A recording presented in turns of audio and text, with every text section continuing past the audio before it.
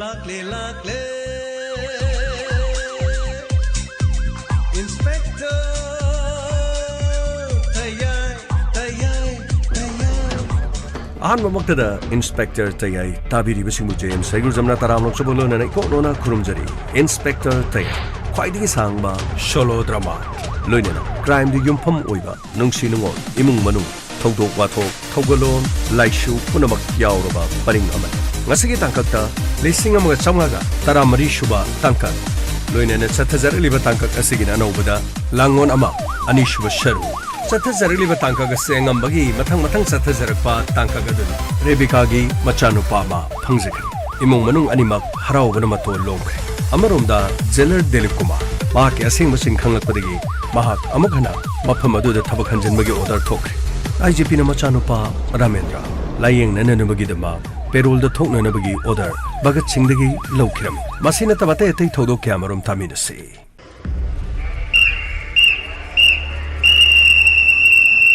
mayam punamak section na labiro jail sinano wa khara sa thunga dore nungai bana sire ai joigi phamje hongdoni koiraro sidagi di yoksalani my name is Gopi do soidli gyoran changgalo mayam punamak ai changgalo chungdido kaida uri non henoi bo changgalo nungai rene sha sidagi di thabak tu tatlure amuk halaroidra khaluni adum halaini se ya ponti basi karino se damulandradi ha punamak si ngaktan nakoi sida lai ma ya punamak se lalu bai natro ha jele ni se lalu bai ngaktan ni se nakoi me yam se ne ru ba si jo koi lalu bai ra na te sidi thabak sina koi gi duty ke dorge na do ko law lai du bo am to song pani sa sir kari sir ano watch the jailer dulani sir ano wahibadi Dilip Kumar sir magi mathakta sathaba investigation atai investigation atai si loi sida police ta changjarga leiriba nabba macha haise police araga jail se changi noi khangobro sir aikuti karim tu khangu de sir mafam asida mobile phone thang 10 puramak aikoina mafam asida tijan humjan bala ko matamda makoina hana mangjong na thamane aduda architect ko yawi architect ko plan toroga punamak se loina sinmani du masana police ta loina haidure dana aduna hojikti akoina tijan ba matamda jailer Dilip Kumar kari gumba mata soiba leramdre Gopi de karim da soiba leitre Gopi di chindu sungkhung kibadi ko koina masu warobe haibadu da koina suspend to budi yaw kiban aseng budi Gopi yaw daban koina jailer Dilip Kumar magi daitani dana mafam se mobile phone chingba leramisi adu hojikti punamak tu investigation loirabanina punamak tu amuhana mafam sida thabak halangnabagi adu mongdu da leire sir adu budi fadi phare sir adu bu sidai dam lakna phana ba tawduri mayam Gopi su halak torba dori suspend da leire ga nomai guli amam charorga moi jo mo hale taw kariaba sir kaisuna sadi sir aduga sidai da ina thami ba che chang mayam punamak sidi aduga mangmoda budi sinarani Ramendra mahak sidagi payroll da matam khara thokpa dar kari habsa Ramendra haidi IGP gi machanupa mani kari dor mati payroll da kai doba masai am phadre mahak si jailer Dilip Kumar no maina ka ki ba sokhi ba dudagi mahak laing da ba yadre payroll da thon biu haidna mapana tharak ku chema aina sidai do loisem salai raban adu mu mapan thok torba kari dorba mahak mapan thokpa yade bro adu ginate payroll da mu thok kani haidu sidadi ma dum laying bada phagale na haridu laying bada phagalasu wakal tadre apaga masagu na bamatamda hana gumna king laudre mahak laying jage haduna che tharap kuiraban wafam asisu aikhoida hek lapaga mahak ki payroll da chalga haban adu aikhoina karigu makha test tawduna lay adu hojikte ayabadu piram laban sir adudi sir jailer Dilip Kumar atoba matamna wafam asilan aduga aikhoi mangonda thabak sinaran phari sir kari haruni sir koi mayam na phani da dum tawro lor sir sidagi demo Gopi hoisu thabak lani ko sir lani makoi loina mafam sida aduga jail asigi manungda phone pahenba aduga maning makha tohonba kari mata yabnat aikoi leringi matamda torisin khangedna khangjari sir ꯀꯥꯟꯇ ꯍꯥꯏꯕꯤꯌꯨ ꯁꯥꯔ ꯑꯩꯅ ꯃꯐꯝ ꯑꯁꯤ ꯂꯥꯛꯈꯤ ꯃꯇꯝꯗ ꯉꯁꯤ ꯐꯥꯎꯕꯗ ꯀꯔꯤꯒꯨꯝꯕ ꯑꯃꯇ ꯍꯤꯔꯝ ꯑꯃꯠꯇꯗ ꯀꯔꯤꯝꯇ ꯁꯣꯊꯕ ꯂꯩꯇꯅ ꯍꯣꯠꯅꯩꯗꯅ ꯁꯥꯔ ꯈꯪꯖꯩ ꯁꯥꯔ ꯃꯁꯤ ꯄꯨꯝꯅꯃꯛ ꯖꯦꯂꯔ ꯗꯤꯂꯤꯞꯀꯨꯃꯥꯔꯅꯁꯨ ꯃꯥꯅ ꯃꯐꯝ ꯑꯁꯤꯗ ꯍꯣꯠꯅꯕꯖꯥꯠꯅꯤ ꯑꯗꯨꯕꯨ ꯑꯩꯈꯣꯏꯗꯤ ꯃꯍꯥꯛꯄꯨ ꯀꯌꯥꯗ ꯂꯥꯟꯅ ꯂꯧꯔꯦ ꯃꯐꯝ ꯑꯁꯤꯗ ꯌꯦꯡꯉꯨꯅꯦ ꯅꯕ ꯃꯆꯥ ꯍꯥꯏꯕ꯭ꯔꯥ ꯀꯔꯤ ꯏꯟꯁꯄꯦꯛꯇꯔ ꯇꯌꯥꯏꯅ ꯐꯒꯠꯂꯀꯥꯟꯗ ꯋꯥꯍꯪ ꯄꯥꯎꯂꯀꯥꯟꯗ ꯄꯨꯝꯅꯃꯛ ꯂꯣꯏꯅ ꯍꯥꯏꯗꯣꯔꯦꯗ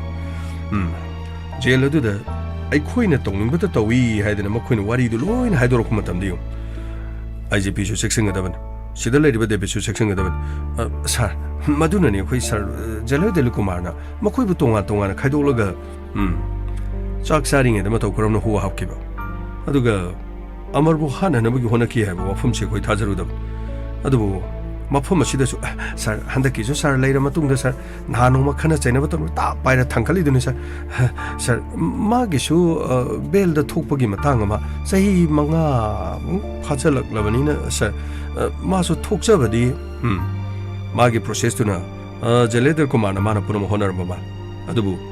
thaba khara watpanina khuna dingu lusamanga mamtre mado 젤레들 코마라가 adum honajarasan fani sa file puno makti loimak table da leidorine sa aina haidrasu thoidokpa hoine adubudi laga loina khangani loina urani pare dudi ai kari kari che chang puno mak amuk tang ai leading solution na bom to torong adugane aina ko bum tamda sa langna na batako fani sir asai da sum leijege sir hekta ningsing miro sir pare pare chalo chalo fani sir maruk go pi amuk lak torba sidagi dai yum sar pakhar ga phangan mai phi mistake oi business section gi business mi tha fana da nungai dori jele si manung da kari nangi bobo ne du ga gauro du ga tawri du ko ramendra na muk marung perol du thokani ajini perol du thokari ma ma du sidai do wakhan da da boi ta khangdre da tawri me man ta ba na te da tawri sar dari ba pau shi sar pau sinungai ta ngak ta tari ne tawri nangi ar ke theko sina kayam pangli ga no ne mana aina mongo du phani am na haibani mak matam khara DGP marak ta changaga surrender to haidan adubu yaba ko bolete mingo na ngak nonjaroi kanama ta karim ta hairoi sin adu oirabadi masana waba da taba di masana taba natro pana haibani lodi lawda badudi kari upai adubu magum ama mangjaba haibasidi khoi du di yongona pomna mak ningba thunglani na khanjaruraga amuk hanna mafam asida jelar dilipkumar sir yaradi ekhoina mabu mafam asida laktringai dana khanmani sir makhoi yamna heisingna pangthokre masi punamaksi inspector tayai duga DSP tamba SP khogen makhoina soidana loina mak tanarga DGP gi kujin thorangdagi tawribani aina mafam asida leibada aina mafam asida leibada ibu mai thiba pina namrigi damakta punamakse DGP na honaribani adubu ai sano padi perol da thoklani dara mafam asida jelar dilipkumar nongaina kaptuna ai chaba sohan kiba ai chaba phibam kahin kibado hojikti layeng nabagi tanja do yeng batare dana sir hojikti mo lalong si sir David tumina de lei yara mangli base crore ni mangli base unshi sup khutta mani power muscle ain langjerma pon moktu hojikti lekha ta ledna sagat charma pura dalan purmak ningkhai dina are mad ta le hojikti laman khumnabagi lambi thibada to po pai amata leitre mafam masidai ramendra leire haidun harauruga ramendra namuk taibang thaduktu namuk chatkraba ramendra nangna pangbasun thokna pangida aduga shitna thoktani yengone magi mama satrajet karimati hek tawungamdeda ahoina dum mafam masida amuk han jelar dilipkumar bu thachilaknabo honarakra sir karimati lengpham leitra sokadaba khajikta ngairaba matam adudadi khongpham adu natna home minister gidi mafam masida lagniba bhagat singh aduga jelar sigi director general krishna tombi ꯃꯈꯣꯏ ꯄꯨꯝꯅꯃꯛꯁꯨ ꯑꯩꯅ ꯈꯜꯂꯨꯕꯅ ꯑꯩꯒꯤ ꯈꯨꯠꯇ ꯂꯩꯔꯒ ꯆꯠꯄ ꯌꯥꯒꯗ꯭ꯔꯥ ꯍꯥꯏꯅ ꯈꯜꯂꯨꯕꯅꯤ ꯑꯗꯨꯕꯨ ꯃꯈꯣꯏꯁꯤꯡ ꯑꯗꯨꯁꯨ RK ꯊꯦꯀꯣꯒ ꯀꯔꯤꯒꯨꯝꯕ ꯍꯤꯔꯝ ꯈꯔ ꯈꯛꯇꯗ ꯌꯥꯅꯕ ꯑꯣꯏꯔꯝꯈꯤ ꯑꯗꯨꯕꯨ RK ꯊꯦꯀꯣꯅ ꯃꯄꯨꯡ ꯐꯥꯅ ꯃꯐꯝ ꯑꯁꯤꯗꯒꯤ ꯖꯦꯂꯔ ꯗꯤꯂꯤꯞ ꯀꯨꯃꯥꯔ ꯇꯥꯟꯊꯣꯛꯅꯕ ꯍꯣꯠꯅꯕꯗ ꯃꯐꯝ ꯑꯁꯤꯗ ꯃꯍꯥꯛꯀꯤ ꯃꯤ ꯊꯥꯖꯤꯜꯂꯛꯇꯨꯅ ꯃꯣꯕꯥꯏꯜ ꯐꯣꯟ ꯑꯃꯗꯤ ꯊꯥꯡ ꯇꯦꯟ ꯄꯨꯝꯅꯃꯛ ꯃꯐꯝ ꯑꯁꯤꯗ ꯊꯝꯖꯤꯟꯕ ꯉꯝꯈꯤꯕꯅꯤ ꯑꯗꯨꯕꯨ ꯍꯧꯖꯤꯛꯇꯤ ꯄꯨꯝꯅꯃꯛ ꯍꯣꯠꯅꯔꯨꯕ ꯑꯔꯦꯝꯕ ꯇꯥꯔꯕ ꯑꯗꯨꯕꯨ ꯏꯆꯥꯅꯨꯄꯥꯗꯤ ꯂꯥꯌꯦꯡꯗꯕ ꯌꯥꯗꯦ ꯃꯍꯥꯛ ꯄꯦꯔꯣꯜꯗ ꯊꯣꯛꯄꯒꯤ ꯆꯦ ꯆꯥꯡ ꯄꯨꯝꯅꯃꯛꯇꯤ SP ꯚꯒꯠ ꯁꯤꯡꯅ ꯄꯨꯝꯅꯃꯛ ꯂꯣꯏꯅ ꯁꯦꯝ ꯁꯥꯗꯨꯅ ꯂꯩꯔꯦ ꯍꯥꯏꯕ ꯋꯥꯐꯝ ꯍꯥꯏꯔꯝꯂꯕꯅꯤꯅ ꯍꯧꯖꯤꯛꯇꯤ ꯖꯦꯂꯔ ꯗꯤꯂꯤꯞ ꯀꯨꯃꯥꯔ ꯂꯥꯛꯇꯨꯅꯁꯨ ꯏꯆꯥꯅꯨꯄꯥꯕꯨ ꯄꯦꯔꯣꯜꯗ ꯊꯣꯛꯄꯗ ꯃꯍꯥꯛꯅ ꯊꯤꯡꯕ ꯉꯝꯒꯗꯕ ꯂꯩꯇꯦ ꯁꯔ ꯑꯗꯨꯒꯤꯗꯤ ꯀꯔꯤꯁꯨ ꯊꯤꯡꯕ ꯉꯝꯃꯔꯣꯏ ꯀꯔꯤꯝꯇ ꯋꯥꯕꯤꯔꯨꯅꯨ ꯁꯔ ꯇꯞꯅ ꯇꯞꯅ ꯁꯨꯝ ꯏꯟꯕ ꯇꯥꯕ ꯍꯧꯖꯤꯛꯇꯤ ꯑꯩꯈꯣꯏꯁꯨ ꯈꯣꯡ ꯈꯨꯠ ꯂꯣꯏꯅ ꯄꯨꯝꯁꯤꯟꯕ ꯍꯥꯏꯕꯗꯨ ꯑꯣꯏꯔꯦ ꯈꯣꯡ ꯈꯨꯠ ꯄꯨꯝꯁꯤꯟꯕ ꯍꯥꯏꯕꯕꯨ ꯌꯦꯡꯉꯨ ꯏꯁꯥꯗ ꯍꯧꯖꯤꯛ ꯅꯥꯀꯟ ꯑꯁꯤꯗ ꯂꯦꯡꯂꯤꯕ ꯌꯣꯠ ꯆꯩꯁꯤꯡ ꯑꯁꯤ ꯌꯦꯡꯉꯨ ꯁꯔ ꯃꯗꯨꯒꯤꯁꯨ ꯈꯨꯗꯣꯡꯆꯥꯕ ꯑꯃꯗꯤ ꯅꯣꯡꯃ ꯁꯣꯏꯗꯅ ꯂꯥꯛꯀꯦ ꯃꯇꯝ ꯈꯔ ꯂꯩꯔꯗꯤ ꯊꯥ 6ꯀꯤ ꯃꯇꯨꯡꯗ ꯌꯣꯠꯆꯩꯁꯤꯡ ꯑꯁꯤ ꯂꯧꯊꯣꯛꯅꯅꯕꯒꯤ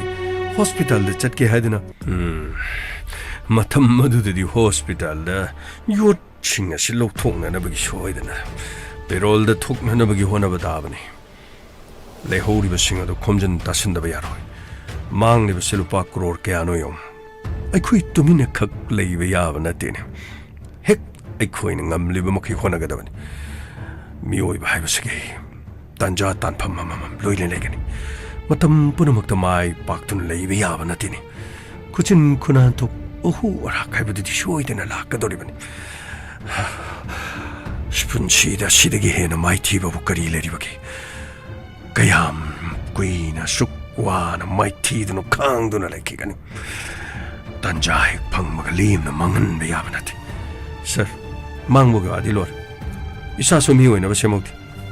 ꯇꯥꯜꯂꯤꯕꯅꯤ ꯍꯥꯏꯗꯨꯅ ꯇꯥꯜꯂꯝꯕ ꯁꯦꯟꯐꯝ ꯄꯨꯝꯅꯃꯛꯁꯨ ꯍꯧꯖꯤꯛꯇꯤ ꯄꯨꯡꯂꯣꯏ ꯂꯣꯏꯔꯦ ꯑꯗꯨꯒ ꯁꯔ ꯍꯧꯖꯤꯛꯇꯤ ꯃꯤꯒꯤ ꯃꯃꯥꯡꯗꯁꯨ ꯏꯖꯠ ꯃꯥꯡꯕ ꯍꯥꯏꯕꯗꯨ ꯑꯣꯏꯔꯦ ꯀꯔꯤꯃꯇ ꯈꯜꯂꯨꯅꯨ ꯗꯦꯕꯤꯠ ꯗ꯭ꯔꯒꯀ ꯀꯣꯟꯅꯅ ꯐꯥꯕ ꯀꯦꯁ ꯈꯔꯒꯤꯗꯃꯛꯄꯨ ꯆꯍꯤ ꯀꯌꯥ ꯖꯦꯜꯗ ꯂꯩꯒꯗꯧꯔꯤꯕꯅꯣ ꯑꯩꯁꯨ ꯎꯀꯤꯜ ꯀꯟꯅ ꯇꯥꯟꯅꯔꯤꯕꯅꯤ ꯄꯨꯝꯅꯃꯛꯁꯤꯡ ꯑꯗꯨ ꯎꯀꯤꯜꯅ ꯌꯥꯅꯕ ꯍꯥꯏꯗꯨꯅ ꯀꯟꯅ ꯍꯣꯠꯅꯔꯤ ꯁꯔ ꯗ꯭ꯔꯒꯀꯤ ꯑꯀꯟꯕ ꯀꯦꯁꯀꯤ ꯆꯔꯥꯛ ꯄꯤꯅꯕ ꯂꯩꯇꯦ ꯍꯥꯏꯔꯒꯁꯨ ꯆꯨꯔꯆꯥꯟꯄꯨꯔꯗꯒꯤ ꯃꯤꯑꯣꯏ ꯑꯃ ꯆꯍꯤ 15ꯒꯤ ꯐꯥꯗꯣꯛꯄꯤꯕ ꯑꯗꯨꯒ ꯃꯤꯖꯣꯔꯥꯝ ꯃꯆꯥ ꯑꯃꯁꯨ ꯇꯣꯉꯥꯟ ꯇꯣꯉꯥꯟꯕ ꯀꯦꯁ ꯈꯔꯗ ꯂꯥꯛꯄꯁꯤꯗ ꯗꯦꯕꯤꯠ ꯅꯪꯁꯨ ꯅꯤꯡꯍꯟꯅꯔꯕ꯭ꯔꯣ ꯅꯪꯁꯨ ꯀꯤꯔꯕ꯭ꯔꯣ ꯄꯨꯝꯅꯃꯛꯁꯤꯡ ꯑꯁꯤ ꯍꯦꯛꯇ ꯌꯥꯕ ꯅꯠꯇꯦ ꯀꯔꯤꯒꯤ ꯀꯤꯔꯤꯕꯅꯣ ꯇꯧꯅꯤꯡꯕ ꯇꯧꯁꯤꯟ ꯑꯥꯏꯟ ꯍꯥꯏꯕꯁꯤ ꯄꯨꯅꯤꯡꯕ ꯃꯥꯏꯀꯩꯗꯁꯨ ꯑꯗꯨꯝ ꯄꯨꯕ ꯌꯥꯕꯒꯤ ꯂꯝꯕꯤ ꯀꯌꯥꯃꯔꯣꯝ ꯂꯩꯕꯅꯤ ꯄꯨꯝꯅꯃꯛ ꯍꯦꯛꯇ ꯗꯟꯗꯤ ꯈꯨꯗꯛꯇ ꯄꯤꯔꯕꯗꯤ ꯃꯥꯂꯦꯝ ꯑꯁꯤꯗ ꯀꯦꯁ ꯑꯃꯠꯇ ꯂꯩꯅꯔꯝꯃꯣꯏ ꯉꯁꯤ ꯖꯣ ꯚꯥꯔꯠꯇ ꯂꯩꯔꯤꯕ ꯀꯣꯔꯠꯁꯤꯡ ꯑꯁꯤꯗ ꯀꯦꯁ ꯀ꯭ꯔꯣꯔ ꯀꯌꯥꯃꯔꯣꯝ ꯄꯟꯗꯨꯅ ꯂꯩ ꯀꯦꯁꯁꯤꯡ ꯑꯗꯨ ꯁꯣꯛꯅꯔꯝꯃꯒ ꯂꯣꯏꯕ ꯉꯝꯅꯗꯗꯅ ꯑꯗꯨꯝ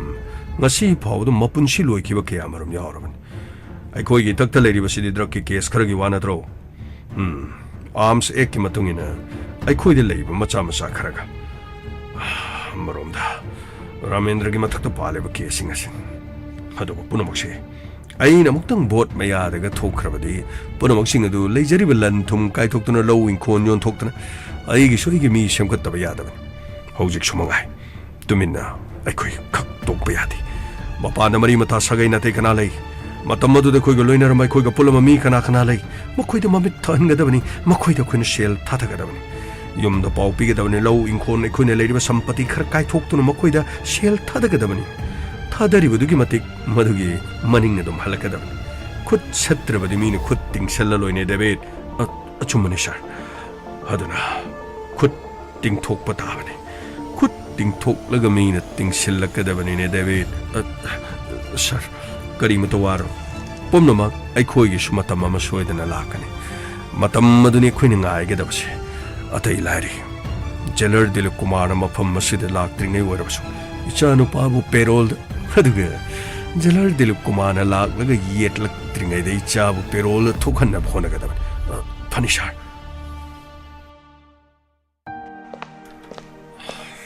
ꯁꯥꯔ ꯀꯔꯤꯅꯣ ꯍꯧꯖꯤꯛꯁꯤ ꯑꯩꯈꯣꯏ ꯃꯈꯣꯏꯕꯨ ꯖꯦꯜꯗ ꯑꯗꯨꯝ ꯊꯤꯟꯕꯤꯕ ꯇꯥꯔꯕ꯭ꯔꯥ ꯁꯥꯔ ꯉꯝꯃꯣꯏ ꯖꯦꯜꯗ ꯊꯤꯟꯕꯤꯒꯗꯧꯔꯤꯕꯅꯤ Sir, Amarom Damo, Jailer, sir, Jailer de Kumar Mahana, Lading at the Mokobutin before the Pagadavani, sir. Jailer del Kumar so, a tubumatum the Budi, Tabanjan Mubudum later. Hadubu, Nasi Chang the Baduguan. Hospital the gate is Astarul Matunda, Tangai Fadan, Maming Tegu in a Loraga. Makatar could Masakalago in a Sakador. Hadu go pidi mapum to the Chapadum Yaran. Adu, they don't forget. My name is Gopi Nicolau Lowler. Sir, Luri, sir. See the ladies, you Masak sings you, oh, sir. Carino Bismangi Bismaman Mangakangari. Sir, Maravaki Papazani. Cock no mito the cock, Lois Shalaga Hato Pyramid Padoni, sir. Jail Manung Muksanga Carino Moino Mukto, sir. A Papatica Shukalaka the Bamanded. Patabami City Matampo to Patabo Canadum Canmazanid. Panaparacadra, Dumakoni Yang Birga Labor. Adugo Jiction Omena Capson Vire, Carino Maran Matungina. Adugo Zena Muyoche or Carioma Comocotolo in Mr. Bismas Hadan and Loina Lady Gozer. Adukara Mukjel the later Ganamu Richas Toroga Mucarino, as ICPO Carigo Labin, sir. A Carigano Papoadium the Canado Mandrin. Patabanina do Matampo Patabami Mang and about Mokoi Caritori, Mokoi Carmine Tori Harriga. I don't call a libido. Sir, Masigum City, Sir Crihaga of Nokangida, Hecta the day, Quedo di Sagoloco, Gamay. Aduma Miduda, I couldn't laman Kumayavanati. Masana took the Masana Fanga Davanin. Sir, I do with each umbaga, sir. As Adu, sir, was it po Mokoivo? Jailer Teledavan. Aduga, Tangai Padavan. Mapoma do the lady of Bagatsing Shoe, Unagadabalik. Zanabatox. Punisher. Nungdin Sigidre was a however. What in Gary holding a Garino. Pan and Gary starting Pello Herga, Sarga Patchong the whole. Other Gary doing the money Hapsal Locata, Trong, done big other, sir. Gamay. Sir, what are you, Anigo, sir? Extend it among them, I hate dinner to my tone. Song to put on older my tone. Escatai, you know the sir. Sarga, they don't pattern song to all in a tap na, don't Garido. Carino break Paraga Carmany in the sir. I do more any part and I don't go Macada Locada throw in the Galore, sir. I do in the give the giddy. I don't Gariga Trong, all of them see it out of sir. I said to see who she great one other than Cossar. The Elmanung the Lerga Calega Patabo can Calaga Patapatako Toroco with this sir. Cook Tata given a Pados and Sanayabu Yabirga, sir. I wouldn't tap Nungari comes a Locada to in the gig, sir. Go away. I do to we have it. Mado, Darmakai Patago. A queen Kuta and Basilica. A queen of toning with the way of it. I do with it, Sargadidum, some drinking, some set by the dunning, sir. Go on a Mogwa, the Giovanni, sir. Gamay, Ponamokin of a dove. Punchini lady Bamakadi, a Chumbagida Maglipa, a Chumba Tabaktoba. I do I carry a single. Hanjin Orabus, Chamber or Chaniro Orabus. Mado, a queen of my own of a dove. I do with it, Chumba Circle. A day the Kudo, the Hex, Sokalapo wanted. And the kid of mine, I have a call Pibirago, among the Tarrago, call Salamas of Pado, Carino Candy. No, Chanabatoxilo. Bimo, sir. Box on the Bosol Santos, or Punisher. Cacat Pione, Serani. Or a Vivi Adico, sir. What's in a sin and with the Carga Capsa Gregarino, your Lang or Cariotole. See the Giddy Manung, the later, Serenina, Patabo, and the Tobiro Nune. Go away. Shazin Whitey. Could I get paid? Saying, Kung Quang Chichiati. As Katagi Yago, another. Carino, so I can desert coin a hat give a parido. Carino Masaba de late have a parido, so Masaba de Unazacre. Ado Moquani Carimo Laser Matadi Hong Kong, the Toroga Carino must dumb down the way of the Hoser. Sir, quite a me hat give a ning bioda. I couldn't know when a carpet and ning being go. Sir, quite a me carga hat keep a court keep a toe keep a mayamdo. I'm going to carry ning go. Go away. Carino sounding like the Mamit Kani Yangelada. Kakalo, no Quagarida. Maduga, Kumar, Roshan. Sir, no queen at all, you see Patiam na Fatavan. Garakan and Okoi, Sigma Taboxibotoki Dorigi. Natraga, no Quagino could I know my speak. I want the Tamagano happen on the draw. Sir, a queen of a contain with the game, Toki Van Actanis. What contain with the guinea? I do not have to be one. No quick police department, police when the Tabok even a draw. Garishunata Mamang to Toki, but Toto do that. No quick hat and a man and away in the Toki draw. Hudu, no queen, Chow Bomadi toy we give Munung the Tori Tabok to no quick yanning bravo. Sir, put him up. I'm to now pierce. Now people, now Peter, you want a tinny. Was it go and no quite the Piraco which I to carry or go to no country? Remani was in no hello to this. Now quick him a tato Zicarino. IPC की section 302 की मतुंगिना नखोय अनीना पारी बो हाथ किबा अदुगा लेपाक मनुंग कोम तौरगा नखोयना फुमजल मदि उरेदना होजिक पारी दो मचाम फंगजख्रे अदुबु Rebecca अमोना मयुमदि पांदौ मान्त्रे इमुंग मनुंग मचा नुपा लेतबगी अवाबदि लेरि नखोयने तौरी थबकसिंग दु नखोय खलुन फत्तब थबकसिदि खर लाफथोन होनौने फर्नीचर गमै स्टार्ट तौरो furniture sir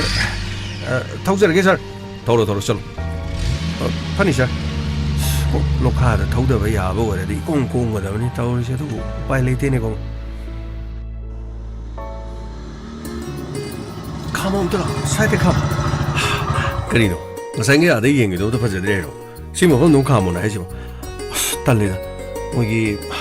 isingi ma phamni na tawri do mathong maram khangde mayam chatnari do idi phajabo yamning nupi gi haksang aduga ising cholaga oinari ba phibam da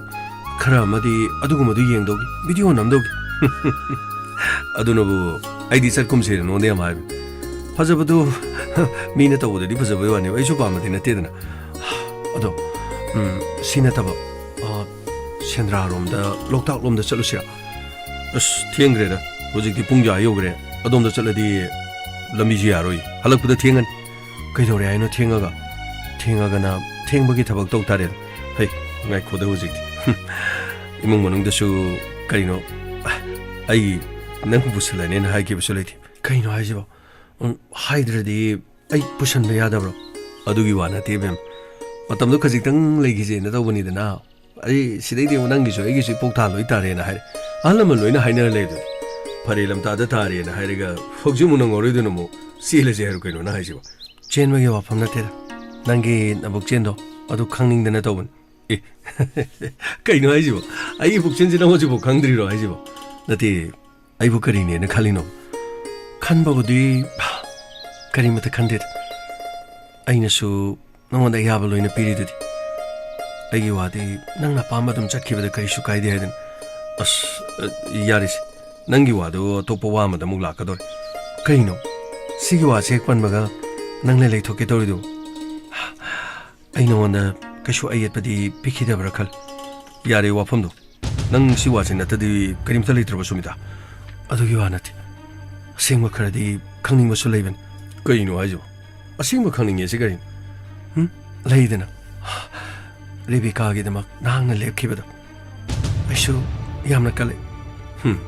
अदुई वादो लोइन लोइरे आइना मतम अदुदन नंगोंदा हाइदन नंगदि अतोप नुपा अमदा युम पानबा मतमदा कइसु काइबा लेते अदुबो ओइदिबा फिबमदु रेबिकाना अतोप नुपा अमदा yum Panba हाइदुदि याकेद्र तंगाइ Fadna आइगी नुसिरबा मरु आइगी पारिगिदमक आइना वाफम अदु लेपखिबन अदुबो वाफम अदुदि चनखिबा वाफम सुनथि सुमनतंगी पारिखोइगी मखोइगी मयाम अदुगा अदुगा अखोइगी पाबुंग मफमदुदा चलगा मखोइगी मपादा हाइरुबुगी वान मदा रेबिकाना यारखिबसु लेथि होय याबाबुदि यारखथि अदुगुना अखोइनी था खरदि चिंगी लम अमदा मांगलि सुमिता कैनो नन वाफम चिंगसि मफमसे पुथोरिजो सुम खल्लुबदा आइसु नुपिनिना आइगिसु थमोय मेदि पाल अदुबु मतमदो आइनबुदि नंगोंदा करिमति गेटखि हौजिकसु मतम लै महाक अंगांग उनखरे अंगांग उनखरबा मतुंगसिदा करिगुंबा नखोइनिगि ओइबा वाफम अमा लाक्लगदि आइना मरम ओइरगा आयेतपा लाकदोबा लेरगना आइ हौजिकसु मतम लै आइ नखोइनिदिगि लापथोक सुमिता मदुगी वादुदिने यामना लामना थंख्रो आइना मदो कैदोंदु खल्लुदो वाफम खल्लुद्रगा मतम मदुदा करिगिदमक्ता लेपलिन अदुगा हौजिकना करि तोबगी वाफमसि लेमनरक्त्रिबन नत्रगना खोइनि करि हाइनरगा इंथोकनरकिबन थानी युमदगी थादोलगा अतोप चिंगी खुन अमदा लेरगा मफम अदुदा नखोइनि लेखिबदा कनासु करिसु खंगबा नथि नखोइनि न मफम अदुदा करि हाइनखिबा करि ngangnakhiba मदो आई करि मत खंगबा नथि सुमिता यामना तुकच्चबो वांगांग संगादो ngangan आइना नंगोंदा नुंसिरिबा आइना नंगोंदा लेपलिबा नंगी नवंगना तो नंगी नुंसिबादुदा आइना नंगु थाजबदगी आई नंगोंदा हाइजखिबनि नंगी सिगुमबा वाखल लेरंगनि खलबदि आई नंगोंदा हाइरमदबसु होय हाइरमदबतो हौजिकसु मतम लैरि मा अंगांग यावखिबदा ngai अंगांग दो लोथोक्रबनिना मतुंगी खुदोंग चाबसु दम लैरि सुमिता नंगी वाफमदो असेंगबा मैंगोंदा हाइरो नंगी वाइदो एंगोंदा यामना नुंगाइतबा फावि करिगि नुंगाइत्रिनो नना करि लालोबगिनो नत्रगना आइना नखोइनिगि मरक्ता अरानबा हाइबदो ओइरबरा Sumita ngasi na ngai ga koi bisa sena phajana hainer ga lai sibo sigi wafam che haina bagi damok taro mafam tanja phang da bagin amuktang onsinara ga thengnar ga haina ge haiduna khanman angang yauki bagi makhoi gi mungda su yam harauna pau puthok puchin changthok changchin madudine pau da ingon da pirakpa pabung ingon da pau pirakku de tangai phadana ai pari khogi makhoi gi pabung da aduga makhoi gi tamoso du da ai pau du tamlo aduga makhoi su lakhiban ahalaman sing lakku du ai su haktang yaur bagi wan pari magi damok da pambom tingbi ki badudi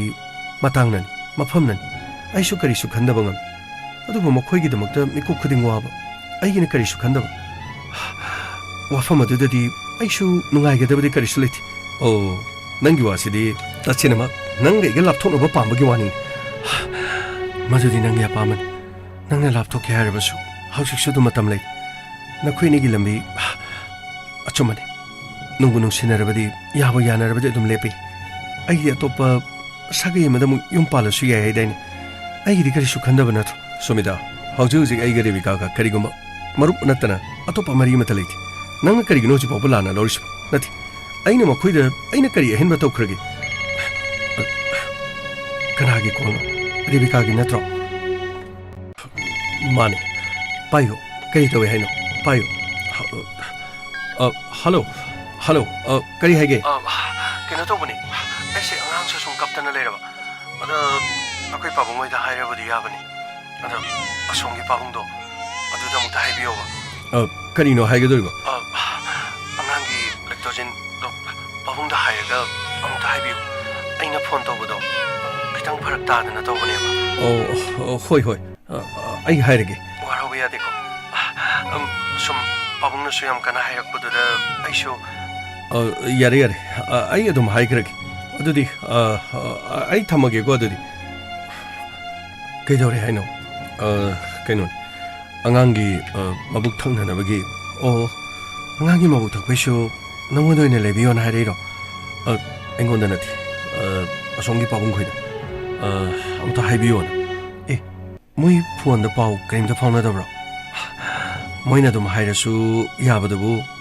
nangod oina mo hairira tawbagidi sumlu natina banina adugi haibo orangani sumita nangi wai nangi wanga nangna chinaribido madugu makari mata leite habase nangne ngonda mukta thajo madu thaja da batarabadi ai makha nanga wanga nani ba ai phok torsi adu hairo bagi ai si yekna bo ondoro bro dati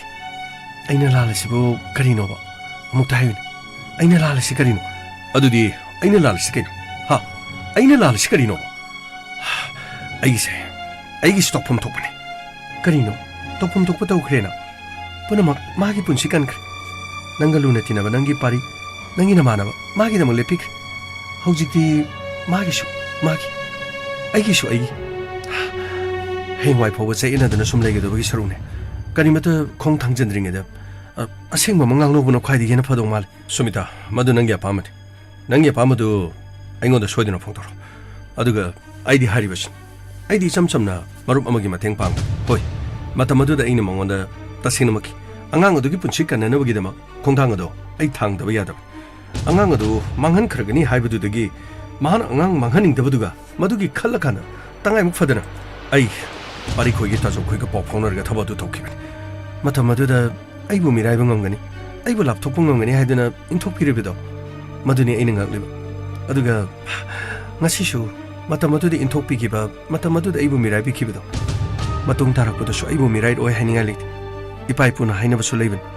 phakibi seino mata sungangi haidan kanana khang haujik naksinariba da hena naksinakiduna achetpa mari ma leirako matamda kanana karibo haigadori nupa amaga nupi maga leinaba mari madudine mina khangba khangdaba yamna lugani masigi mari sidi nakpu naksina khradi hengwaine lapthoknaba su dum lugadori lapso lapthokningda aduga naksu naksinaba yadogum taw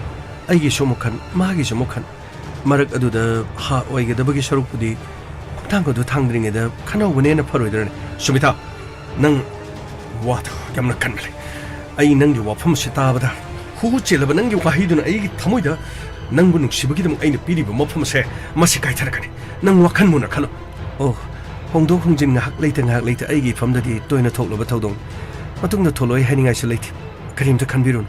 nakhoi di yetana nabagidama ai taibang ase thadokuna chatkhrabasu ai ngamgani ai isai tandane hu taktuna sirabasu natraga isai tanda manganjabasu ngamgani madudi apang mamina khangadaba wakhan apang mamina thangadaba ai wakhan muna khala aingonda nangna lan oribado lana khak ugana sumita makhoi gi manung side hela paga swai swai heta laoida sir masigi manung dani hu thangna riba thangna thindani ba kok thogai na riba phudana riba karino IGP ga kariga do sir David ka do masa ka do saida afet uning ide go sir kramai to jan ubi yaro de sir manung da sanga gang haktang yengjeram sir gamai sir wari gi wani moina ne jen gi dress ka sela ga leibu yengning gi wani lo silo karino sir kumar ga karino sir rosan ga ji karino mami manasi thak thak le jo karino a dai le re ne bondo ji jo tawri jo ma se mo khong re ne tawri sir somda jang biro sir sir gopi oi chu la ni hai sir adu sir sidagi di sir jailer su la ni hai as nungai sidagi di gopi ga punna le minar ga di thabak se dum ai su yum da satok jin khar phang do asam da mol di yum gam ta chat phang dar ni sir oh nangi ming do gari ba sir kanta hai ba sir oh nang di ma phom su kyam ko ba sir kui ba di dum kui jara ba jani adu koi sir gopi ne di am hal matang maro lakiba matang maro lakiba sir hojikti sir gopi na param pham do mo amana pai hojina mo ai no pai jare hoji tawjari sir somda koi sir una ki do ba mani ai sir baga sigam to una ki sir adu di som sangjam biro sir somda le jare sir sir inspector TAYAI lai sir adu ga mi atopu ju pore sir oh sangjam biro sir gamai mai sidang atang le pani sir mapan gi phajaba ji somsai de jing jage sir oh nengse mi sir heta phambiu sabagat hey ya jari am nuai ai phamjari sir sir ai khoina sir jailer Dilip Kumar ma pham se suspend to ki basi madu gi soiba punamak tu sir na loi puthok bi am nuai jari na ba macha hai badu sir masu soktuna le masu sidida soidina di jang di jangan adubu masa khar phagar pawal ai ma pan yaujari se koi sir Kumar ga aduga sir Roshan ga oh sir ga hana punna le minar me ba sir gi mathak ta mani ai di makhoina pa ma do makhu khulai piragi ai bu hat ke so hal hoira hanjan ai gi thak talaman khumna no hona bada hanjan awa bata makhoi gi mung manung su pungai kai ba do makhoi gi nupi macha ma su jing pura ga mayum da loina chanak ahla man sing loina sol makhoi bu yeng simi ga da badu makhoi ani na jel da changthok changchin tau le kari hai ga da bono khang dre sir hauji ki matam na police to oiro police na tabo oiro normal lai ba mi da boiro anga pani ne toris sir jailer Dilip Kumar do hiran lan jadana namdana ma bo khina suspend do biri aduga mapan da thokkhraga mo masada no moina pan ma che khushi nuai di mapam sile ramadi thodo do thoi do sir ma ki masada no moina pala basu sir phatraba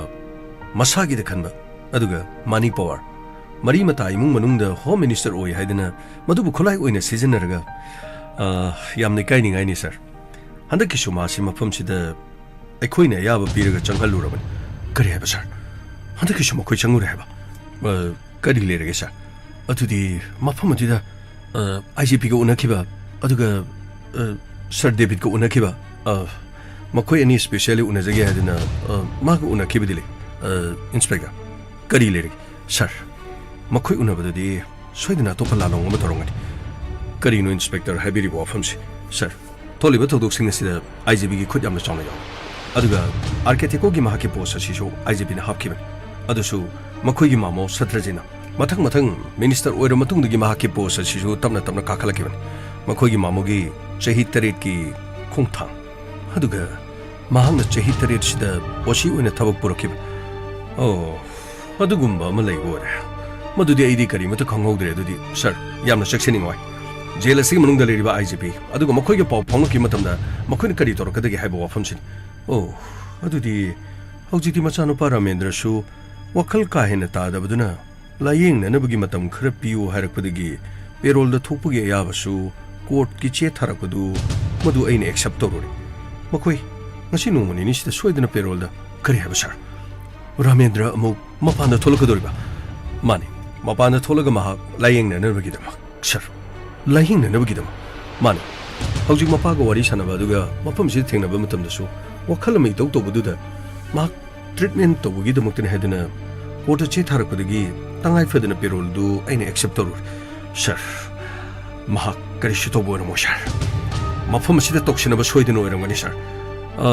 inspector ꯍꯧꯖꯤꯛ ꯂꯩꯔꯤꯕ ꯐꯤꯕꯝꯁꯤꯗꯗꯤ ꯃꯐꯝ ꯑꯁꯤꯗ ꯂꯩꯕ medical checkup ꯑꯃ ꯇꯧꯕ ꯃꯇꯝꯗꯁꯨ ꯃꯍꯥꯛꯀꯤ ꯃꯁꯥꯁꯤ normal ꯑꯣꯏꯗꯕ ꯅꯣꯡꯃꯩ ꯄꯥꯟꯕꯗꯒꯤ ICUꯗ ꯂꯩꯔꯨꯕ ꯃꯇꯨꯡ ꯃꯗꯨꯗꯒꯤ ꯃꯁꯥꯁꯤ ꯀꯥ ꯍꯦꯟꯅ ꯀꯟꯈꯠꯇꯕꯗꯨꯅ ꯃꯔꯝ ꯑꯣꯏꯔꯒ ꯂꯥꯌꯦꯡꯅꯅꯕꯒꯤꯗꯃꯛ ꯐꯔꯦ ꯁꯥꯔ ꯑꯗꯨꯒꯨꯝꯕ ꯑꯃ ꯂꯩꯔꯕꯗꯤ ꯀꯔꯤꯁꯨ ꯀꯥꯏꯕ ꯂꯩꯇꯦ ꯁꯥꯔ ꯑꯗꯨꯕꯨ ꯁꯥꯔ RK ꯊꯦꯀꯣꯅ ꯄꯨꯝꯅꯃꯛꯁꯤꯡ ꯑꯁꯤ ꯊꯣꯛꯍꯟꯈꯤꯕꯅꯤ ꯍꯟꯗꯛꯀꯤ ꯊꯧꯗꯣꯛ ꯑꯁꯤꯗ RK ꯊꯦꯀꯣꯅ ꯃꯄꯨꯟꯁꯤ ꯃꯥꯡꯂꯤꯕꯁꯤꯁꯨ ꯃꯍꯥꯛꯅ ꯁꯤꯟꯖꯕ ꯂꯥꯡ ꯑꯗꯨꯗ ꯃꯊ꯭ꯋꯥꯏ ꯊꯥꯈꯤꯕꯅꯤ ꯃꯍꯥꯛꯀ ꯐꯅ ꯌꯥꯅꯕ ꯑꯣꯏꯔꯕꯁꯨ ꯍꯣꯝ ꯃꯤꯅꯤꯁꯇꯔ ꯁꯇ꯭ꯔꯖꯤꯠꯅꯁꯨ ꯃꯍꯥꯛꯀꯤ ꯃꯤꯆꯪꯗ ꯆꯪꯈꯤꯗ꯭ꯔꯕꯅꯤ ꯁꯥꯔ ꯑꯩꯁꯨ ꯃꯇꯝ ꯑꯗꯨꯗꯗꯤ ꯑꯩꯈꯣꯏꯒꯤ ꯁꯥꯔ ꯗꯤꯔꯦꯛꯇꯔꯒ ꯁꯥꯔ ꯀ꯭ꯔꯤꯁꯅ ꯇꯣꯃꯤꯒ ꯃꯥꯒ ꯑꯈꯟꯅꯕ ꯑꯩꯈꯣꯏꯒꯤ ꯃꯤꯇꯤꯡ ꯑꯃ ꯄꯥꯡꯊꯣꯛꯈꯤ ꯖꯦꯜ ꯑꯁꯤꯒꯤ ꯃꯅꯨꯡꯗ ꯑꯃꯣꯠꯄ ꯈꯔ ꯂꯩꯔꯦ ꯍꯥꯏꯔꯛꯄꯗꯒꯤ ꯃꯗꯨ ꯇꯁꯦꯡꯅ ꯑꯩꯈꯣꯏꯅ ꯈꯣꯡꯊꯥꯡ ꯑꯁꯤ ꯆꯠꯊꯈꯤꯕꯅꯤ ꯑꯗꯨꯕꯨ ꯍꯧꯖꯤꯛꯀꯗ ꯑꯩꯈꯣꯏ ꯈꯪꯂꯦ ꯃꯁꯤ ꯀꯅꯥꯒꯤ ꯊꯧꯑꯣꯏꯟꯁꯤꯅ ꯇꯧꯈꯤꯕꯅꯣ ꯍꯥꯏꯕꯁꯤ ꯑꯗꯨꯒ ꯃꯐꯝ ꯑꯁꯤꯗ RK ꯊꯦꯀꯣ ꯆꯪꯕ ꯌꯥꯅꯅꯕꯒꯤꯗꯃꯛ ꯐꯔꯦ ꯁꯥꯔꯅ ꯍꯥꯏꯕꯤꯗꯅ ꯑꯩꯈꯣꯏꯁꯨ ꯋꯥꯐꯝ ꯑꯁꯤ ꯅꯣꯂꯦꯖ ꯑꯣꯏꯖꯍꯧꯔꯦ ꯑꯗꯨꯕꯨ ꯑꯊꯨꯕ ꯃꯇꯝꯗ ꯃꯐꯝ ꯑꯁꯤꯗ ꯖꯦꯂꯔ ꯗꯤꯜꯀꯨꯃꯥꯔ ꯑꯩꯒ ꯃꯐꯝꯁꯤ ꯁꯤꯟꯅꯔꯒꯅꯤ ꯌꯥꯝꯅ ꯐꯔꯦ ꯁꯥꯔ ꯑꯗꯨꯗꯤ ꯁꯥꯔ ꯄꯨꯖꯔꯛꯂꯤꯕ ꯑꯩꯈꯣꯏꯒꯤ ꯔꯣꯁꯟ ꯑꯃꯗꯤ ꯀꯨꯃꯥꯔ ꯐꯔꯦ ꯀꯥꯟꯊꯥ ꯁꯥꯔ ꯑꯅꯤꯗꯨ ꯁꯣꯝꯗ ꯄꯨꯁꯜꯂꯣ ꯑꯗꯨꯒ ꯃꯐꯤ ꯃꯔꯣꯟ ꯑꯗꯨꯒ ꯑꯇꯩ ꯑꯇꯩ ꯐꯅꯤ ꯁꯥꯔ ꯌꯥꯝ ꯅꯨꯡꯉꯥꯏꯖꯔꯦ ꯏꯟꯁꯄꯦꯛꯇꯔ ꯑꯗꯨꯗꯤ ꯃꯈꯥ ꯇꯥꯔꯛꯄꯗ ꯑꯃꯨꯛ ꯊꯦꯡꯅꯔꯁꯤ ꯑꯗꯨꯗꯤ ꯌꯥꯝ ꯅꯨꯡꯉꯥꯏꯖꯔꯦ ꯁꯥꯔ ꯑꯩꯅ ꯃꯐꯝ ꯑꯁꯤ ꯊꯣꯏꯅ ꯂꯥꯛꯆꯔꯤꯕꯁꯤ ꯃꯈꯣꯏꯅꯤ ꯈꯛ ꯊꯤꯟꯕꯗ ꯅꯠꯇꯅ ꯁꯥꯔ ꯃꯐꯝ ꯑꯁꯤꯗ ꯂꯩꯔꯤꯕ IGPꯒꯤ ꯃꯍꯥꯛꯀꯤ ꯈꯣꯡꯊꯥꯡ ꯑꯗꯨꯒ ꯃꯐꯝ ꯑꯁꯤꯗ ꯂꯩꯔꯤꯕ ꯁꯥꯔ ꯗꯦꯕꯤꯠ ꯃꯈꯣꯏ ꯈꯔ ꯂꯨꯕ ꯃꯤ ꯃꯗꯨ ꯈꯛꯇ ꯅꯠꯇꯅ ꯃꯐꯝ ꯑꯁꯤꯗꯁꯨ ꯂꯩꯔꯤꯕ ꯑꯃꯔ ꯃꯍꯥꯛꯀꯤ ꯄꯨꯟꯁꯤꯗ ꯈꯨꯗꯣꯡꯊꯤꯕ ꯌꯥꯝꯅ ꯇꯠꯇꯅ ꯁꯤꯜꯂꯤꯕꯁꯤꯡꯒꯤ ꯃꯅꯨꯡꯗ ꯃꯈꯣꯏꯒꯤ ꯃꯄꯥꯝꯆꯥꯁꯨꯅꯤ ꯑꯗꯨꯒ ꯑꯃꯅ ꯃꯐꯝ ꯑꯁꯤꯗ ꯂꯩꯔꯤꯕ ꯚꯨꯕꯣꯟ ꯃꯍꯥꯛꯁꯨ ꯀꯌꯥꯔꯛ ꯍꯟꯅ ꯑꯃꯔꯒꯤ ꯃꯐꯝꯗ ꯃꯥꯏꯊꯤꯈ꯭ꯔꯕ ꯁꯥꯔ ꯏꯟꯁꯄꯦꯛꯇꯔ ꯇꯦ ꯃꯗꯨ ꯑꯩ ꯂꯩꯔꯤꯉꯩꯗꯁꯨ ꯃꯈꯣꯏꯅꯤ ꯈꯨꯠ ꯊꯣꯡꯅꯒꯦ ꯇꯧꯕ ꯌꯥꯎꯈ꯭ꯔꯕꯅꯤ ꯑꯗꯨꯕꯨ ꯑꯦꯅꯤꯋꯦ ꯑꯩ ꯄꯨꯝꯅꯃꯛꯁꯤꯡ ꯑꯁꯤ ꯖꯦꯂꯔ ꯗꯤꯜꯀꯨꯃꯥꯔꯗ ꯁꯤꯟꯅꯔꯝꯃꯒꯗꯕ ꯊꯦꯡꯛ ꯌꯨ ꯑꯗꯨꯗꯤ ꯁꯥꯔ ꯑꯩ ꯑꯃꯨꯛ ꯆꯠꯆꯔꯨꯈꯤ ꯐꯅꯤ ꯁꯥꯔ ꯆꯥ ꯆꯠꯅꯕ ꯇꯧꯁꯤ ꯁꯥꯔ ꯀꯔꯤꯅꯣ ꯁꯤꯗꯒꯤꯗꯤ ꯁꯥꯔ ꯀꯨꯃꯥꯔ ꯈꯣꯏ ꯀꯔꯤ ꯈꯣꯏ ꯃꯣꯏ ꯑꯃꯨꯛ ꯁꯥꯔ ꯔꯣꯁꯟ ꯂꯩꯕꯤꯍꯧꯔꯣꯀꯣ ꯑꯗꯨꯗꯤ ꯐꯖꯅ ꯀꯔꯤꯅೋ ꯋꯥꯈꯜ ꯇꯥꯅ ꯂꯩꯕꯤꯔꯣꯀꯣ ꯁꯤꯗꯒꯤꯗꯤ ꯑꯃꯨꯛ ꯀꯔꯟ ꯇꯨꯔꯟ ꯑꯃꯨꯛ ꯇꯧꯔꯛꯑꯅꯨꯀꯣ ꯀꯔꯤꯅꯣ ꯐꯗꯤ ꯐꯖꯔꯦ ꯁꯩꯗ ꯑꯣꯏꯕ ꯂꯣꯏꯅ ꯕꯤꯁꯃ ꯁꯥꯗꯅ ꯌꯣꯠ ꯐꯨꯝꯗꯅ ꯍꯟꯗꯛꯇꯤ ꯁꯤꯗ ꯊꯥꯖꯤꯜꯂꯤꯁꯤꯡꯁꯦ ꯂꯣꯏꯅ ꯕꯤꯁꯃꯒꯤ ꯀꯔꯤꯅꯣ ꯏꯃꯨꯡ ꯃꯅꯨꯡ ꯑꯣꯏꯕ ꯉꯥꯛꯇꯅꯤꯀꯣ ꯇꯧꯔꯤꯁꯤꯡꯁꯤ ꯌꯦꯡꯉꯨꯅꯦ ꯂꯥꯛꯑꯣ ꯆꯠꯁꯤꯜꯂꯣ ꯀꯃꯥꯏ ꯐꯅꯤ ꯁꯥꯔ ꯀꯔꯤꯅꯣ ꯏꯇꯥꯎ ꯀꯥꯟꯇ ꯁꯥꯔ ꯀꯥꯟꯇ ꯑꯩꯈꯣꯏ ꯆꯠꯆꯔꯦꯀꯣ ꯐꯅꯤ ꯁꯤꯒꯤ ꯃꯐꯝꯁꯤꯗꯤ ꯀꯔꯤꯅꯣ ꯂꯩꯍꯩꯕ ꯊꯕꯛ ꯅꯠꯇꯦꯗ ꯇꯧꯔꯤꯁꯤꯡꯁꯦ ꯁꯤꯗꯩꯗ ꯀꯔꯤꯅꯣ ꯑꯣꯔꯥꯎ ꯊꯔꯥꯎꯗꯅ ꯇꯧꯗꯅ ꯐꯨꯔꯤꯠ ꯃꯔꯥꯡꯕꯁꯤꯡꯁꯤꯒ ꯇꯧꯗꯅ ꯂꯩꯔꯤꯁꯦ ꯂꯥꯛꯑꯣ ꯆꯠꯁꯤ ꯀꯃꯥꯏ ꯀꯔꯤꯅꯣ ꯁꯥꯔ ꯃꯥꯏꯊꯣꯡ ꯏꯅꯨꯡ ꯅꯨꯡꯉꯥꯏꯇꯕ ꯃꯥꯜꯂꯤꯗ ꯁꯥꯔ ꯒꯃꯥꯏ ꯃꯐꯝ ꯑꯁꯤꯗꯒꯤ ꯑꯃꯨꯛ ꯔꯥꯃꯦꯟꯗ꯭ꯔ ꯄꯦꯔꯣꯜꯗ ꯑꯃꯨꯛ ꯊꯣꯛꯂꯛꯀꯅꯤ ꯍꯥꯏꯔꯤ ꯀꯔꯤꯅꯣ ꯍꯥꯏꯔꯤꯁꯤꯕ ꯁꯥꯔ ꯔꯥꯃꯦꯟꯗ꯭ꯔꯗ ꯄꯦꯔꯣꯜꯗ ꯑꯃꯨꯛ ꯊꯣꯛꯂꯛꯀꯗꯧꯔꯤꯕ ꯃꯥ ꯑꯃꯨꯛ ꯊꯣꯛꯂꯛꯑꯗꯤ ꯀꯔꯤꯅꯣꯅꯦ ꯀꯨꯝꯍꯩ ꯑꯃꯨꯛ ꯇꯧꯒꯦ ꯍꯥꯏꯔꯅꯤ ꯌꯥꯎꯁꯪ ꯅꯠꯇꯕꯗ ꯌꯥꯎꯁꯪ ꯇꯧꯒꯦ ꯍꯥꯏꯔꯅꯤ ꯑꯃꯨꯛ ꯀꯔꯤꯅꯣꯅꯦ ꯑꯗꯨ ꯗꯤꯋꯥꯂꯤ ꯅꯠꯇꯕꯗ ꯑꯃꯨꯛ ꯗꯤꯋꯥꯂꯤ ꯇꯧꯒꯦ ꯑꯃꯨꯛ ꯍꯥꯏꯔꯛꯑꯅꯤꯅꯦ ꯀꯔꯤꯅꯣ ꯃꯈꯣꯏꯒꯤ ꯃꯄꯥꯝꯆꯥꯁꯤꯕꯨ ꯀꯔꯤꯅꯣꯅꯦ ꯑꯃ ꯑꯃꯨꯛ ꯂꯣꯏꯗ꯭ꯔꯤꯉꯩꯗ ꯑꯃ ꯑꯃꯨꯛ ꯑꯗꯨꯕꯨ ꯒꯃꯥꯏ ꯃꯍꯥꯛ ꯋꯥꯈꯜ ꯍꯥꯟꯅꯒ ꯏꯃꯥꯟ ꯃꯥꯟꯅꯗ꯭ꯔꯦ ꯍꯥꯏꯔꯤ ꯃꯁꯥ ꯁꯣꯟꯕꯅ ꯃꯔꯝ ꯑꯣꯏꯔꯒ ꯂꯥꯌꯦꯡꯕ ꯊꯣꯛꯂꯛꯀꯗꯧꯔꯤꯕꯅꯤ ꯍꯥꯏꯔꯤ ꯂꯥꯌꯦꯡꯕ ꯊꯣꯛꯂꯛꯀꯗꯧꯔꯤꯕ ꯂꯥꯌꯦꯡꯕ ꯊꯣꯛꯂꯛꯑꯒ ꯑꯃꯨꯛ ꯂꯥꯌꯦꯡꯕꯗꯨ ꯐꯔꯛꯄꯗꯤ ꯃꯁꯥꯗꯨ ꯈꯪꯄ ꯐꯔꯛꯄꯗꯒꯤ ꯑꯃꯨꯛ ꯃꯤ ꯑꯃꯨꯛ ꯍꯥꯅꯤꯡꯉꯗꯤ ꯀꯃꯥꯏꯅ ꯇꯧꯅꯤ ꯇꯧꯔꯤꯁꯦ ꯄꯨꯝꯅꯃꯛ ꯃꯥꯒꯤ ꯃꯥꯡ ꯇꯥꯍꯟꯈꯤꯕꯅꯤ ꯀꯥꯏꯅ ꯇꯧꯔꯒ ꯃꯥꯅ ꯑꯃꯨꯛ ꯃꯊꯪ ꯇꯧꯔꯗꯤ ꯂꯥꯛꯑꯣ ꯆꯠꯁꯤ ꯂꯥꯛꯑꯣ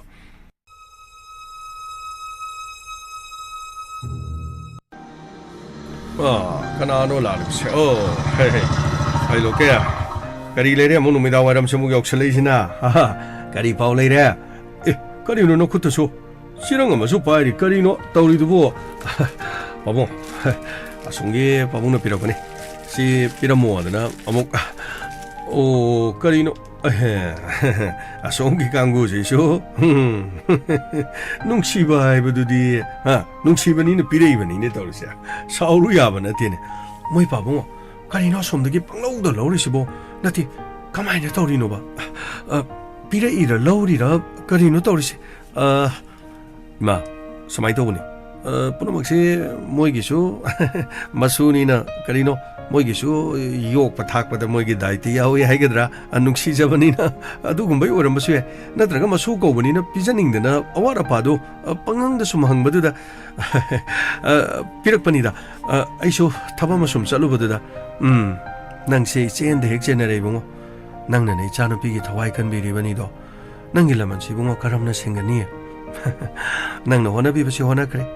matam amadi yungoi noi pabuna na naming pan mayaba natin yare yare mama hau khabu wari do palanun he madu palur kai do duri gine yungoi amore loken asom da pangang da hang madu phajati dai bungo ai khoi si dai lai bangam da basu nate ai khoi dum lai ri tawri wa moi sunong phado dum piraksan adu bune pochi simo wale ga nang na hairaga poti lohon da ba phai ko babung madugi di thoina karishu ai haijaroi tangai phada bagini adugi sum hoi pare hai mai ma ai tu karino nang ko thola brane tawri do nang bo hai babung kaishu tawdi hai ma angang di ngasai di gini ngai tawra ga leibani mapuna pot pire haibadu do oira mal tum thakre aishu pochi lahoru ge haidana hai mai khoine loro ko piraga lore karino nang namo ai tawri dubo yani babu loken yamna thagachari na kilamanche mapu khuding da singma ngamga da bamante as rebika adugi wa haina gumse parido aigi nushira baigi marum ma ngasi taibang ngasi da leramadi kyam nungaizen adubu mahal legit ai mahaki marum nang nei ngoda marup amani khanna hairak po wafam singda ai ninga si pawda kariga mam thek tol ai bu thajabi ai parigi aseng marum ne aduga nangi sumarum imung si da leiriba ima pabung matam amada kariga wafam khardagi khaibung tanarosu ekoi wakal taminaredana yam nungare babung aishu sasaruna na batau jarek hoi pare bungo nang no wabi basi bungo yam no wari hey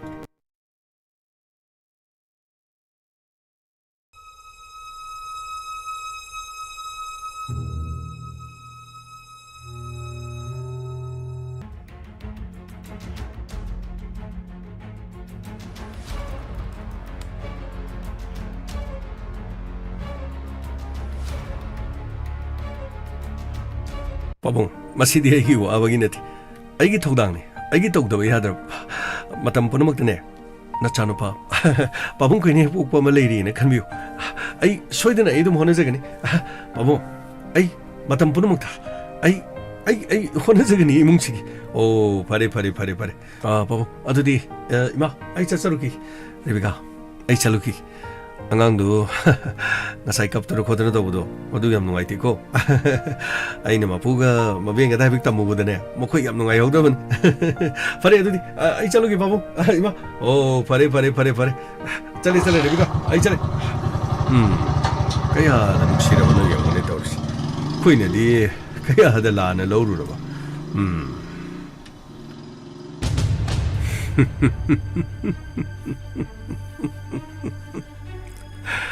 Wangangdaba aina namit kaya ni no aina khanglakibase haujikti perol da muk thokna nabagi tanja phanglaba perol da thoklabadi amuk ai thab ai gimiyosh matang amuk unaba yarane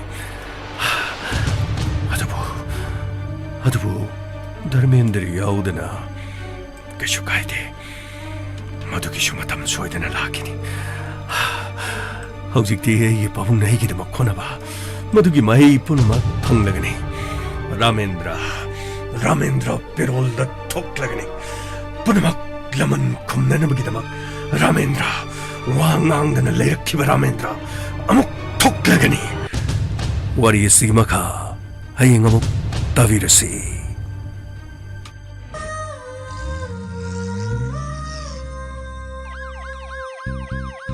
Lakle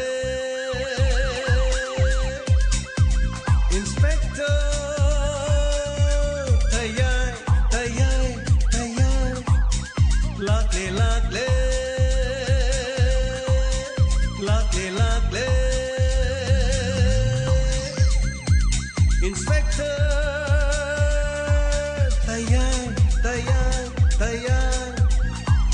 Uthanaba Kanbinaba. Thank you, sir. Welcome. Uthan.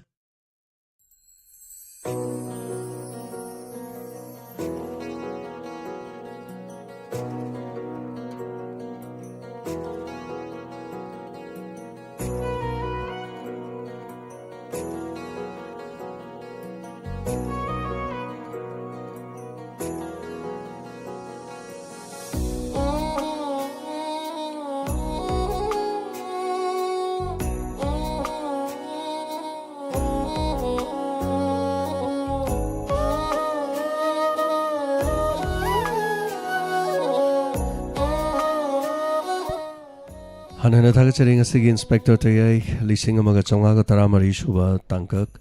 ngasigi tangkak ngasigi damak yaubiriba tabiriba sing punamak thagachari wari kamda ubiba ke tabiriba sing na pibirakpa feedback comment macha khara pajagi santuk chariba thorom 90.0 megahertz lantuk chariba wahong radio gi thorom ni tabiriba si Inspector Tayai bo thengwada tabiriba series asibo tabiriba punamapu hana thagachari mayamna thorom asi support to biba gi damak Kweni hingmang amjari basi Inspector Tayai haijabata nung tigi sanduk chari basi kuma tangka kasigi miyamna support to biba gi damaktani loinena hanana masigi damakta su thagachari ngahaktang ore basu miyam bo wanungai pothana na ba hona jabani tangka kase hingda tadra basu nongalaga taba masingna to ki matik yami hingda tabana radio da live da tabi ba aduga YouTube da tabi basu no masing yami aduga radio da tabi basu yami nongalaga mok mayam YouTube da tabi basu lising kun nama kontra madam tabi Segi damak to suana na thagachari punamapu loina tangka kasigi wari kamdo bibagi Sabir maibam thagachari imasaki yumnam thagachari sarungba mahan bilaima thagachari manishana arki brajesori takal changbam sarjayanta thagachari kasigi wari tayai fazaina tapirakpa duga wahengbam sobita thagachari wari matang siamna fazai thagachari Thank you so much. Wari tangkak haibadani matang thoi ko siguma thodo wa thok sadum anana ima sakhi thagachari tangjam anjana thank you so much sarjayanta inau thok chom thagachari adaga loina chengka kre message thagachari Sar Kumar pabung thagachari adaga Sanjarmam Tomishana Madam, Thagachari, Sabir Maibam, Kondongbam Mubasing. What is the pen that Ramendra talk at the Vasikari Moktorokana? Thagachari, Sosila Okram. Jail Manung do the some labor, the lame no white of Itar and some sinning than a Tolini Haitar. Gamaina hired it my Haitar. Jail Manung the Dum Lage de Crino, sinning than a Tolai over Malay and Haitavani. Sosila Okram Thagachari and the Sar Laishram Radha Thagachari, Langon Amani Shuba Saruk, Aningalatan of Azay, Ramenda Si, Farudori and Tapire anyway, Nangi Wang Ang the Lev on Nava Saraga, Pero the Tokpayan and Navahaitare. Brajesori the Kalsangam Thagachari and the Ronita Gururibam, Smatha Saida, Ramendra Giamuk, Toloktorian Thagachari, the Saming Pao, Warisu. Fazakale, Makanga Jeri, and Tapiri, Tagachari, Rosmani and Rembam, Tagachari, Langon, Langon, Anishuba, Tagachari, Bijaya, Waibam, Tagachari, and Nana, Sarjanta Kumar, thank you so much, Manitombia, Semima, Tagachari, Kuraja Memi, Ramendra Giramendra Ngaktangai, Ramendra Pumchai Sari, Wari Siko. Anyway, Thagachari Fataba jail the later Tolok was a mine Tolok Dugi Paramazo Haitare Tola Matung the Karito Yagit Adogi Haitare. Thank you so much, Thagachari. Anana Nandakumar Konsham, Sir Nandakumar Sabir, Thagachari Yunkaibam Helen, Thagachari Madam, Sagi Tangakta Yawi Bagidama Adaga Warimakafazi, Tapiraka Thagachari, Kiran Izam Thagachari, Kiran. Toy makeup tolok pada pung tara maniwari tage torga loi lerame okay hoi ngasi kitang pungkai mamungang khalai tare na pung ama makai dum tai wari sem bada asin ngarang paring ama sem loi garam ni namo kitang amuk thu ba hai tare adana ni adamaina hai tare adu ngasi di kon ju yamna ta badun han ge ne dum tar lei ngasi ne kitang yang na mu phagalak pai tare Sargento, thank you so much. Wari Parings the comment masing langam na ibirakpa sir Thagachari, thank you so much. Goroba Koman Thagachari, Anana Ninga Laitana Thagachari ngasi episode na takpirakpa. Santi Laishram Thagachari. Aduga Mr. Don Thagachari, mi Salman Khan man bye. Topo Wari Waramal. Inaw Toksom, thank you so much. Aduna Madam Ibeman Ning Tokong Thagachari. Aduga Wahing Bam Sobita Thagachari Sarong Bam ANB Thagachari. Madam Binodini Yaudra Maling Sidiko Yaugrabra Senkat Pada Yaugrabra Senkat Padam Yogal level message Iropada Kangre Chen Grava Chen the Radudiko Yaudra live Chen give Oram Doxumali Atana Matakta Panam Chen Grep and Among Pare Mr. Don Thagachari Ambravati Devi Thagachari Ramendra Lila Mokana. Anyway, Lila Zilla Long Manila could be am Kali to go Chana Brasana the Radi Kangrico. Tanuza Thagachari a Sigi live the Fazakri Archetico Siki Vasinungai. Okay. Thagachari. Thank you so much. Rosmani, Santi Laishram, the Mangsidam, Sonibala. Thank you so much. Low book Kimatam live Yawungam Dre, Natak. Okay, Kasukadi Koma. Nungaina dum Ayukta was low from Dorson Tabigo, Gorova. Thagachari Hemolataning Tozam. Thank you so much, Santi Laishram, Beman, Mr. Don. Live Oina Tabagi, Mahauga, Yuktabi Mahauga. Yes, Kitan Kenai Tabo, they go live Tabasiga. Live Tabagi Mahauna, or the Mihan Taban and the Pong Pong Sarakota, Garian Chavo. Thank you so much, Thagachari Razaudin Khan, Thagachari Masaki. Thank you so much.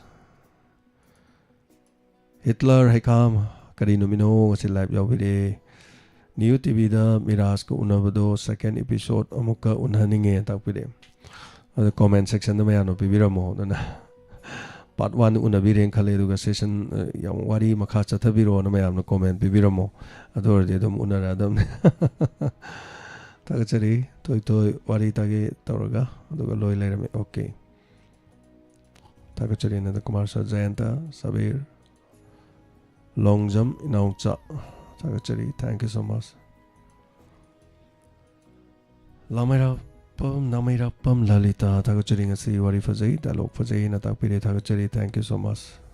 Sini, my arms, Tilotaman Aurem, Thagachari. Tawagi Penmanai de Natapira. Thank you so much. The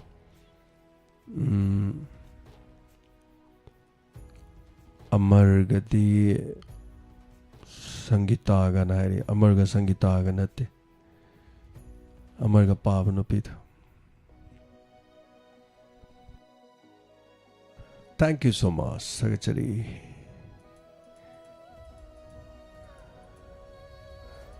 Hari Priyachanu Thagachari. Thank you. Message Sita was a power, one of the Susi Jovabam. A parakte high near Chinkala Quati, one of the sea get over the other than a copy or a pow, they are demanding the Quete Ibiroko, Matak the Senka Cardio pilot. Thank you so much. I comment Paul Mitkaluma Loina Udre. Side Islamudin, thank you so much. And then, Somnak on the Facebook to Suga Sidi Kano Milising Tramari Rom Levirame, Thagachari, Meda, Thagachari, the lovely Sagol Sem, Thagachari, Macha, Karihano, Mosara, Macha, or Macha, ICB Haburmale, okay, Asem Niru, Thagachari, Panamak Yawi Sing, Bikram Jit, Panamak. Ma'am Toy, Thagachari, Mahendra, Panamak, Yawi was sing Ayingbi, Samjet Sabam Ayingbi, Yawi was sing Punamak Pusu Thagachari, Anana, Simangari, Madam Benodini, Thagachari, Anana, Panamak, Thagachari, Yawi of Kodemo, say Matema Tazara Gaduga, Lushanabagit and Zadam Logzerage, say Manamuk Patabam, Hak Wizabat, Havatari. Ngarang Suisay Makalama Tang, as Suisay Makalama, and Suisay Makalama. Say among you worry among loy hai tare. Say among you worry among loy lay. Thank you.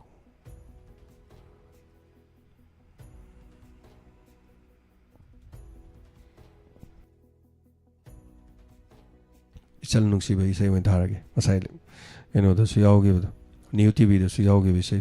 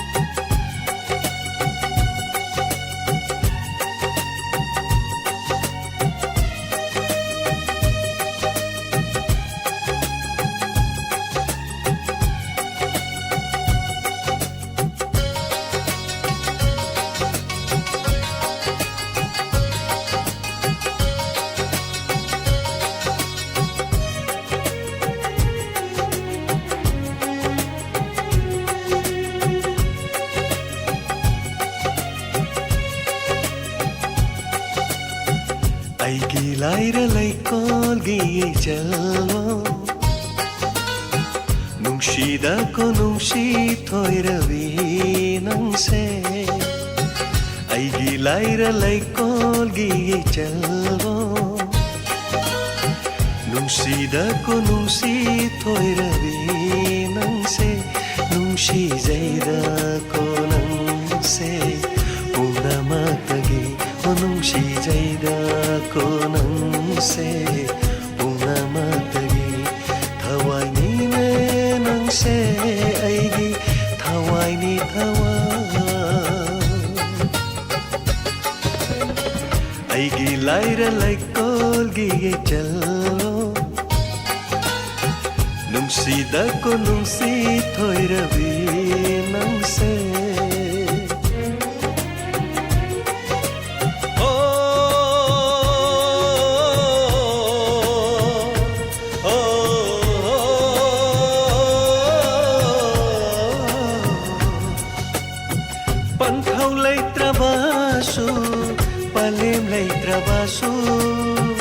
awat palai hallo nangi na bung leiri tai banga sida panthau lai trabasu palim lai trabasu awat palai hallo nangi na bung leiri tai banga sida nong jo nong sha awahanang nong jo nong sha awahanang karigi sinthare mitlu da pira karigi sinthare mitlu da pira kablagano amo hanna kablagano amo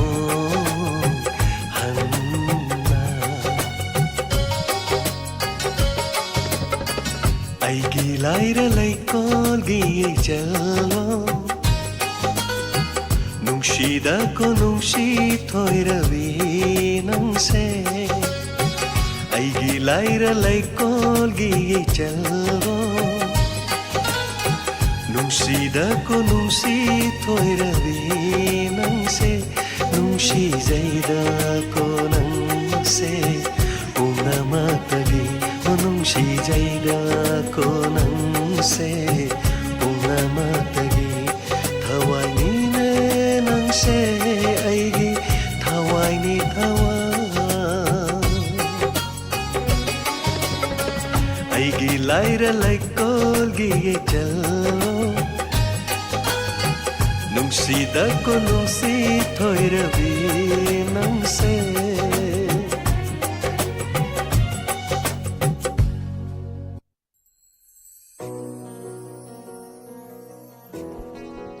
Thank you. Thagachari panamak new TV gi nimira ska ega unabagi yengbi basing thagachari hanana mayamna comment section na dun comment na dun bibiramba. Thank you so much. Migi ai now mirja hoigi channel ni hai tare miras hoigi taga chai mi amagi punsi wari pung amada loya punte na wari de khoi na ngasai gi thengna rak pa mayam hai tare film gi oro lela gi oro sei gi oro kan